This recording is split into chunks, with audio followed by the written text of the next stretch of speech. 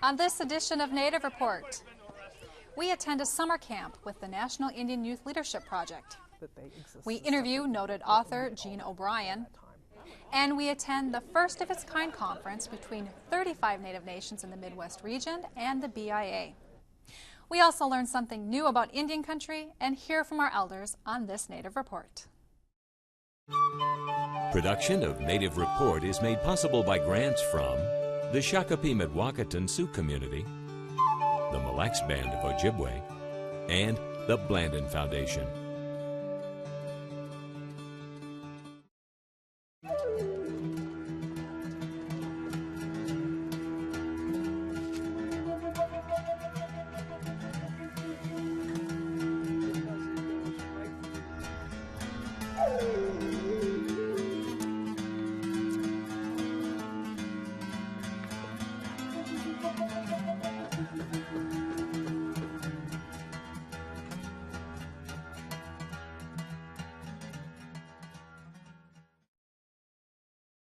Welcome to Native Report. I'm Stacy Thunder.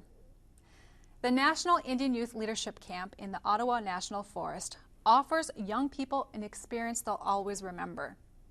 Organizers also hope to impart needed skills these potential future leaders may find helpful as they make their own paths through life.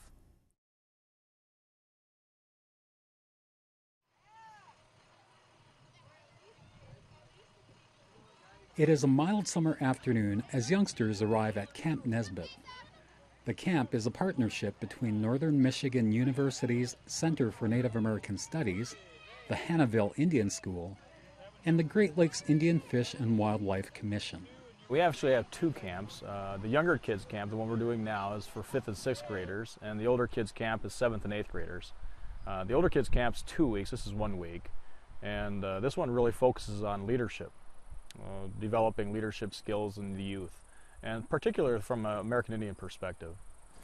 Thinking about the Ghana Ziwin and what does that mean, from a local traditional tribal perspective, and then thinking about it, how can we work with them to show their leadership skills in action. We have kids who come from local tribal communities, especially Hannahville Indian School. So the Hannahville Indian community, Marquette, Sault Ste. Marie, Keweenaw Bay, Lac-Vieux-des-Airs, those are primarily the local ones. But then we also have had a lot of kids from the Coudray, Lac du Flambeau, Bad River, Red Cliff. We actually have a busload of kids that come every year for the camp from Buganageeji School.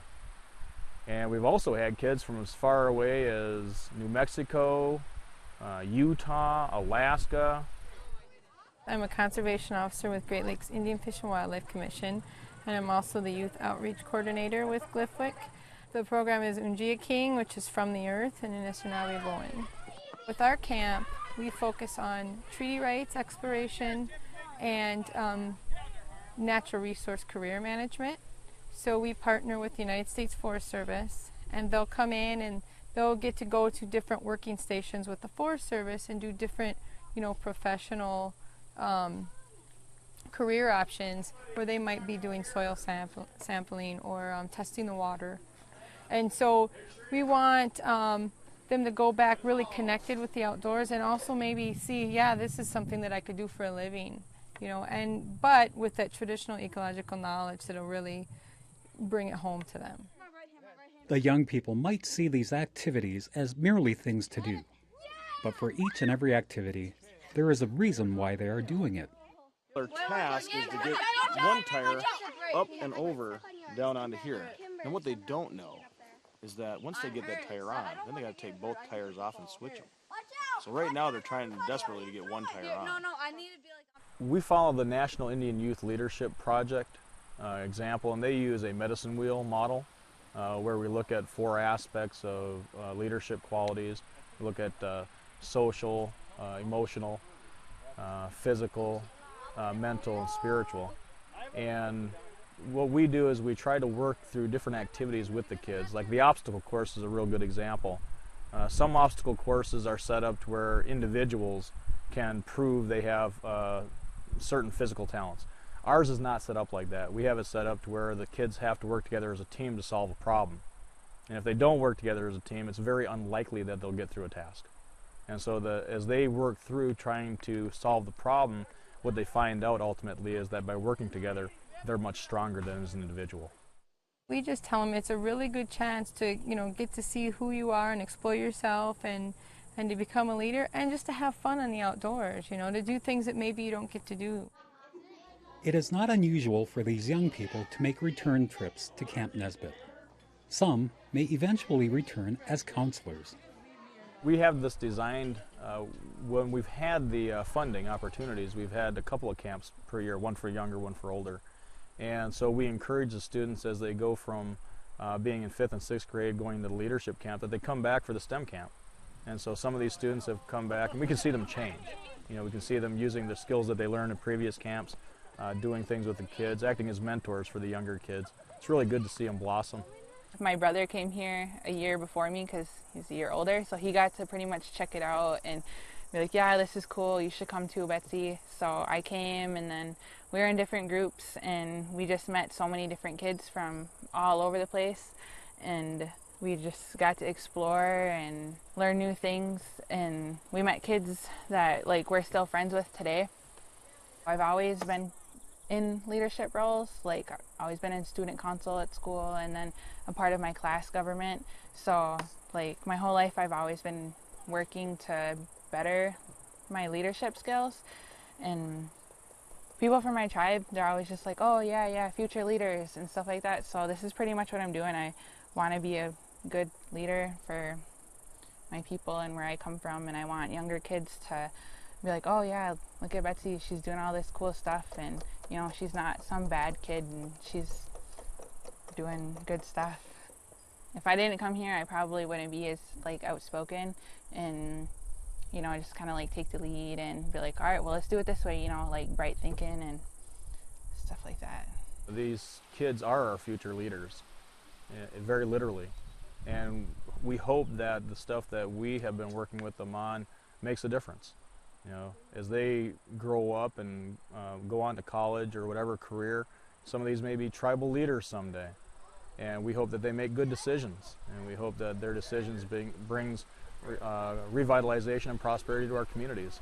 So, yeah, I get kind of choked up at the end of camp, and I see these kids go off, and then I see them do good things, and it makes me feel real good that I was maybe a positive part, maybe a small part of their life. So, and I think the same goes for all of our staff. I'm just inspired by all these kids. I really am, and they touch my heart. And to be able to ignite something in anybody is amazing. So that always moves me too, and they ignite things in me. It's a two-way street, definitely. But I learn from them, they learn from me, and it's also hope for our future. I'm giving back, I think, to the earth and to the Native American people and to people in general by getting these kids to reconnect to who they are. You get to meet new kids from all over the place, and even though they probably won't realize it while they're here, in the process that you're learning all these skills and leadership things, because you have to be brave to just leave your little shell, and just be open to experience new things.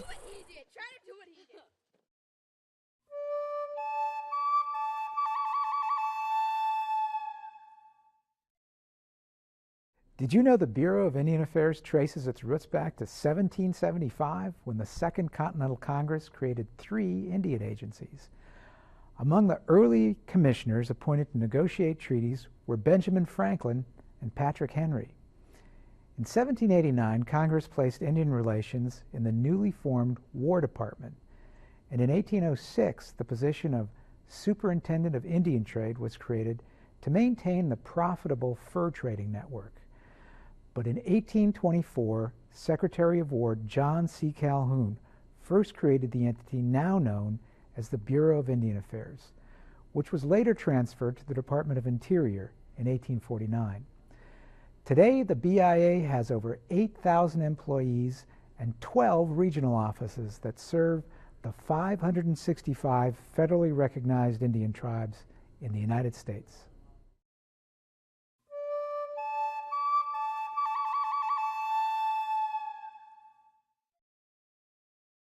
Next, we hear from University of Minnesota history professor Jeanne OBrien, author of Firsting and Lasting, Writing Indians Out of Existence in New England. The book questions why people in the 19th century New England believed all Native people and nations were extinct. It is a story adding to the enduring presence of Native peoples across New England and beyond. And their wars with the English, etc. As the place that could make it is standing room only in the library lecture hall on the University of Minnesota Duluth campus. Educator, historian, and author Dr. Jeanne OBrien's topic deals with the early history of New England. How did you first get interested in Indians on the East Coast, being a Midwesterner yourself? That's a good question, and it's kind of an interesting path, I think. I went to graduate school, well, first of all, hoping I'd be able to do Indian history at all, because it wasn't certainly a foregone conclusion that you could go to the University of Chicago History Department and do Indian history. And I thought I would do Ojibwe history, naturally, right? And instead, when I got there, the very first course I took, I encountered an assignment that I had to do that was about community studies of Indians in the early history of what becomes the United States. I discovered this place, Natick, Massachusetts. And I got interested in it because the story, kind of the big story about New England Indians at that time, was that they became extinct in 1676. And that story made no sense to me at all. And so I got interested in that problem sort of almost as a detective story. And so tracing the history of one particular place, a praying town by the name of Natick, Massachusetts, became my dissertation project. And I spent years doing the research of what happened to this group of people who came to Natick, converted to Christianity. I argue as a way to protect their land base in English colonialism. And I traced the very gradual land loss of that particular place over a couple of hundred years, and concluded, of course, that they're still there. In fact, they never became extinct at all. This book, the second book, really came out of the following question that was a follow-up on the first set of questions, which is, if New England Indians are still there, what made people think they weren't? And so that was the problem that I tried to take up. And at the time, I was really reading a lot of local histories in the 19th century where they make that argument all the time. And so what I ended up doing for this book was this is kind of crazy, I suppose, read every single local history I could find published about Massachusetts, Connecticut, and Rhode Island between 1820 and 1880. And what I was looking for was how it is they were writing about Indian history, and how it is that they were basically, I argue, writing Indians out of existence by using their own ideas about racial purity and modernity, the idea that Indian people cannot change and continue to be Indians. And thus, they literally write Indians out of existence and claim that they've become extinct, again, even while they have not.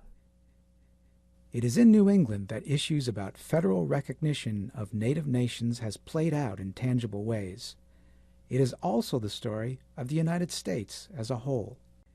Federal recognition really refers to the recognition of the government-to-government relationship between Indian tribes and the U.S. federal government, this is a diplomatic and political relationship that recognizes their sovereignty as it comes to be defined under federal Indian law and policy. Many of the groups there were conquered by the English well in advance of the existence of the United States, and treaties tend to be the bedrock of much of federal recognition. These groups didn't have treaties with the United States because they'd already been dispossessed and conquered militarily.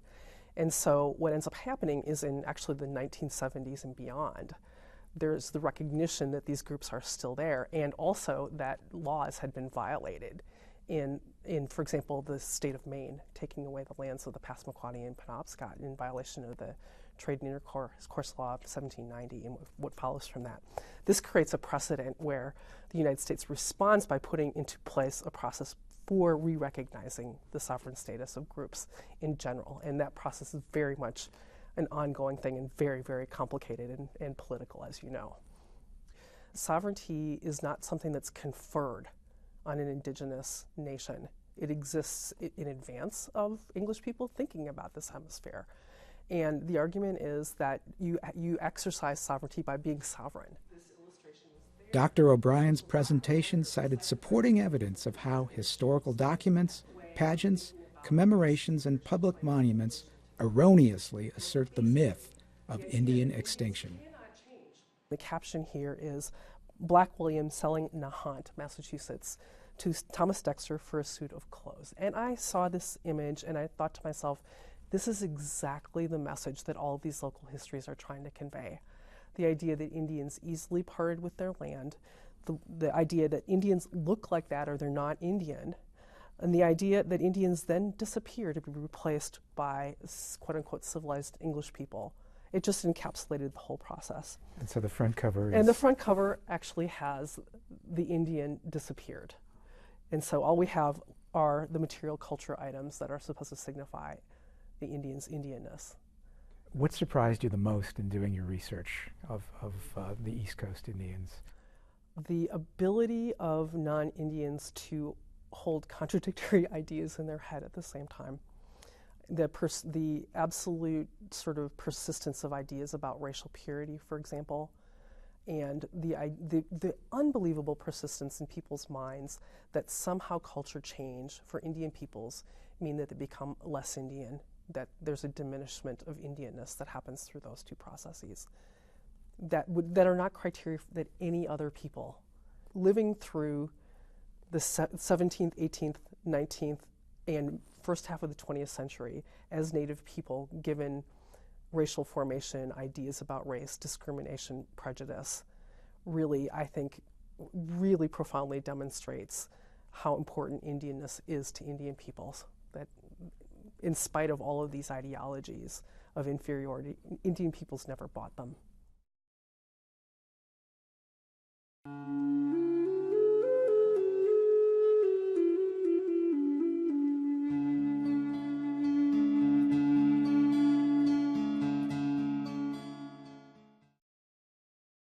I think I would like to tell the young people to go out to the bush and go and rest on Mother Earth for a few days and be without food and water.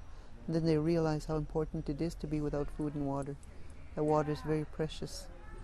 Growing up, we were without water many times in two places where we lived. We didn't have water or well. We had to go to neighbors' well to go and get the water, which was very difficult. And then we moved to another place where there was a lake. So that was where we grew up as teenagers, and that was the best part of our lives, is to be with water, to swim in the summertime. It was beautiful. So I know what it's like to be without water. For the future, I'd like to see the young people, who are the unborn, to come to this world as the beautiful water that we see, the Lake Superior and all the Great Lakes, for it to be pristine as it used to be, for them to be able to enjoy the beauty of the waters.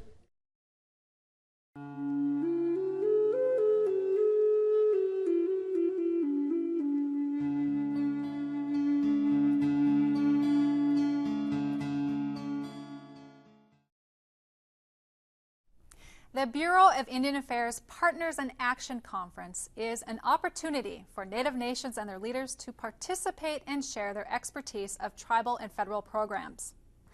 Organizers and attendees describe the event as a positive relationship builder between Native nations and the BIA.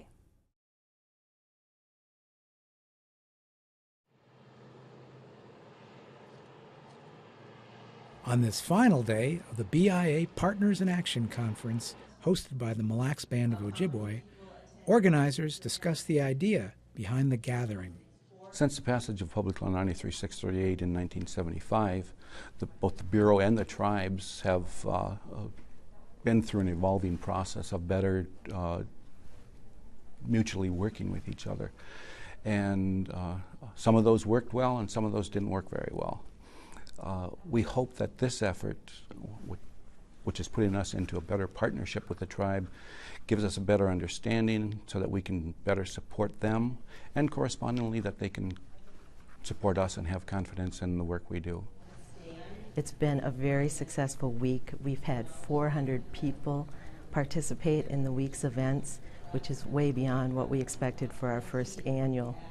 I worked along with my management team in developing the agenda for this conference, and collectively we attend meetings with the tribes throughout the years, and the agenda is a direct result of the input that we've received from them.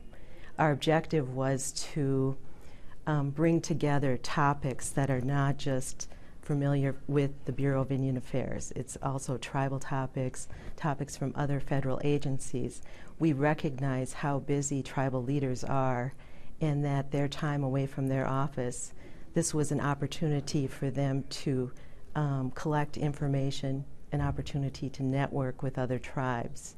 And as a new regional director, it's my objective to foster those partnerships with the tribes and other federal agencies. The conference was set up with a broad range of topics in mind.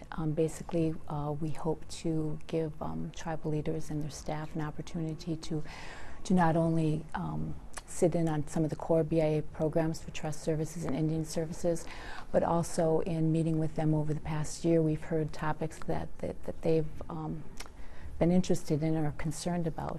An example is in meeting one of our newly elected tribal leaders, he expressed an interest in learning more about the budget process, the BIA budget process, so that he could start his term of office stronger and more results early on.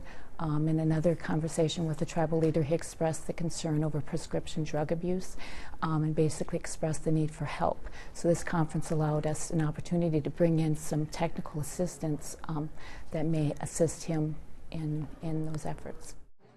Attendees, the majority of whom work for the 35 tribal governments in the Midwest region, learned about a number of services provided through the BIA. I think this conference is a step in the right direction, and it's nice to come to these types of events where you can put a name with a face and get to meet in person the people that you've been talking with on the phone. And the BIA seems to want to make themselves more accessible to tribal employees and tribes in general, so that if we have questions, we can just pick up the phone and call them and talk about the issues that are going on with our tribes. When we have program-specific meetings throughout the year, historically that's how we would hold our meetings. We tend to focus solely on that program and the activities associated with it. Under this forum, where you've got all of the BIA programs, along with tribal, state, local, and other federal agencies, it opens the doors for partnerships and looking at new ideas for improving efficiencies. We develop Partners in Action to combine multiple meetings throughout the year for the tribes and for other federal agencies as a way to get together and partner with each other. Throughout the year, we have several conferences, meetings, trainings, that type of thing for the tribes, and they bring in federal agencies like USDA, Fish and Wildlife. This gave us an opportunity to bring them all together in one conference and to discuss the realty programs, the Indian service programs, and combine them into one and have all of our tribal leaders here, as well as our BIA directors.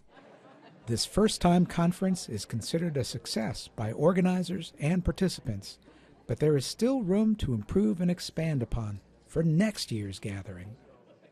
I believe this conference is a first step to enhancing the relationships with the federal government and the tribes. And as being a member of the Mille Lacs Band, we were honored to be the first co-host of this event, and I'm hoping that future events are just as successful as this one was. We were able to ask questions we probably wouldn't have asked, not being in the same room with these individuals, so I think it was a very positive step towards being able to communicate and ask those difficult questions that normally aren't asked. I think we're moving towards a better partnership that will allow us to utilize the resources in a more efficient manner and also communicate better. I think in general there's always a couple of hiccups when it comes to working with the federal government, but at the same time I think things are starting to get to a point where they understand that we know what's best for ourselves. And that's a pretty powerful thing to put the power in the hands of the people. And I think through self-governance and the move towards self-governance overall in the nation, I think it's become a great opportunity for us to determine our own paths. We are very excited to see the success of the first year. Being a brand new superintendent, it has provided me with the opportunity to network with a lot of tribal leaders and participants at the conference. Next year, we will use the suggestions and comment cards that we have to improve and better plan. In our planning for next year, what we hope to do is get the message out to the tribes earlier so they can plan accordingly and make this better. We definitely look forward to next year's event. We've also already had tribes approach us and volunteer to host the event, which tells us that they're excited as well. For more information about Native Report or the stories we've covered, you can find us on nativereport.org and Facebook. Thank you for watching and spending this time with your friends and neighbors on Native Report. I'm Stacy Thunder. See you next time.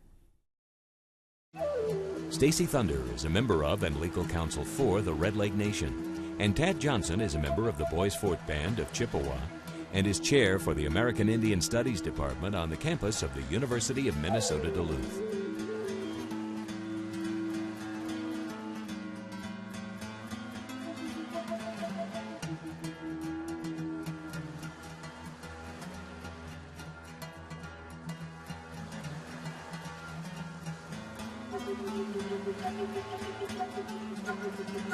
Thank you.